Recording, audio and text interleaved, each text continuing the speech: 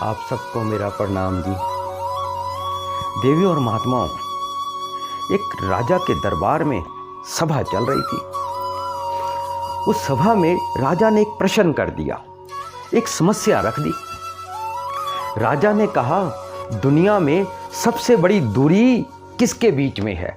Distance किसके बीच में है? उसी सभा में से एक व्यक्ति ने कहा, राजन, मेरे ख्याल से मेरे घर से लेकर बस स्टॉप की जो दूरी है सबसे बड़ी दूरी है। दूसरे व्यक्ति ने कहा, ये कोई दूरी है? अरे सबसे बड़ी दूरी तो मेरे घर से लेकर दिल्ली के बीच की दूरी है, वो सबसे बड़ी दूरी है। उसी सभा में एक अन्य व्यक्ति बोल पड़ा, ना ना ना ना ना ना, ये कोई दूरी है? अरे सबसे बड़ी दूरी कश्मीर से लेकर कन्याकुमारी के बीच की दूरी है। उसी सभा में एक अन्य व्यक्ति बोल पड़ा, नहीं, अरे सबसे बड़ी दूरी इस देश से लेकर उस देश, फलां देश से लेकर फलां देश के बीच की दूरी है। उसी सभा में एक विद्वान ने कहा, राजा, मेरे ख्याल से सबसे बड़ी दूरी तो जमीन से लेकर आसमान के बीच की सबसे बड़ी दूरी है। सबके अपने अपने विचार थे, बात धीरे धीरे आगे बढ़ रही थी। घर और बस स्टैंड से शुरू हुई, जमीन और आसमान के बीच पहुंच गई, पर समस्या का समाधान नहीं मिला, प्रश्न का सही उत्तर नहीं मिला।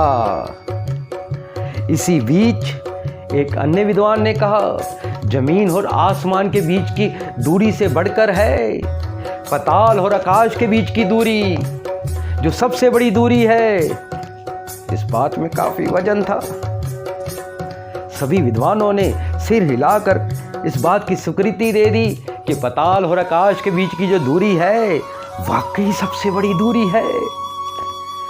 तब राजा ने कहा कि ये घोषणा कर दी जाए कि पाताल और आकाश के बीच की दूरी सबसे बड़ी दूरी है। उसी सभा में एक संत खड़ा हुआ, राजन, मैं भी इस प्रश्न का उत्तर देना चाहता हूं। राजा ने कहा, कहिए, आप क्या उत्तर देना चाहते हैं, बताइए।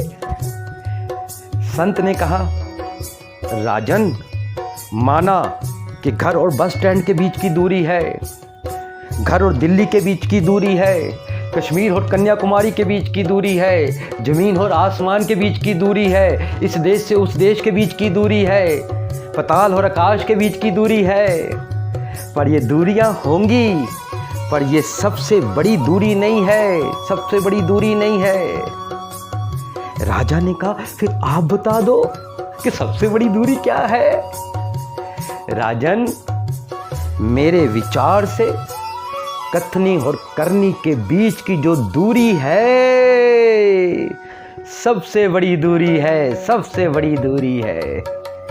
जैसे ये बात सुनी, सारी सभा बोल उठी, वाह वाह, क्या बात है, ये सत्य है, कथनी और करनी के बीच की दूरी वाकई सबसे बड़ी दूरी है।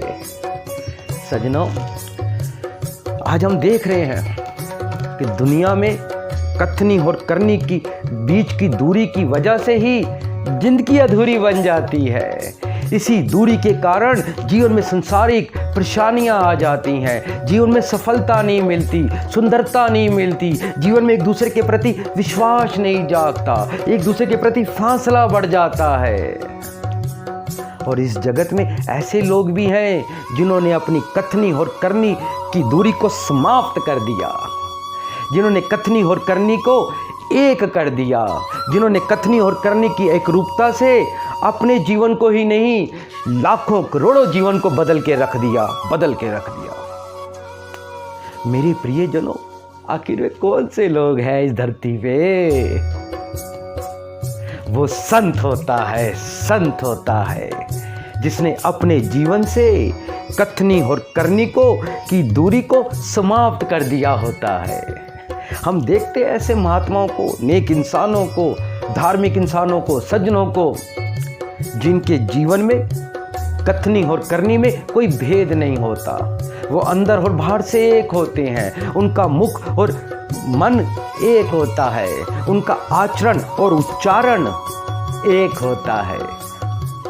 महाभारत में एक श्लोक आता है, जो मन से कम, वश से कम, कर्म ने कम होता है, वही संत होता है, वही महात्मा होता है, वही नेक इंसान होता है। हे निर्गुण सरगुण, मुझ पर भी कृपा करना, मेरी कथनी और करनी की दूरी समाप्त हो जाए, मेरी कथनी और करनी में एक रूपता आ जाए, जो बोलूं उस पर चल पाऊं। ये निरंतर प्रयास बना रहे, कथनी करनी हो एक समान, तभी बने जीवन महान, तभी बने जीवन महान।